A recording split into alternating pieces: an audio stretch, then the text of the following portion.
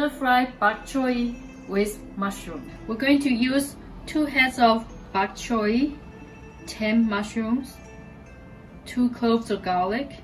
We're also going to use salt, oyster sauce, and olive oil. Okay, now the pan is hot enough. I'll put some oil.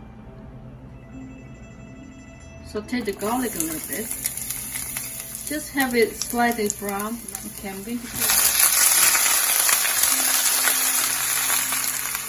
half teaspoon of salt.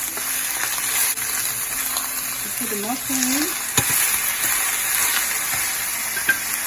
Going to put 2 tablespoons of oyster sauce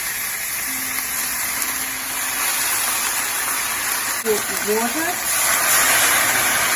Let it cover for about a minute.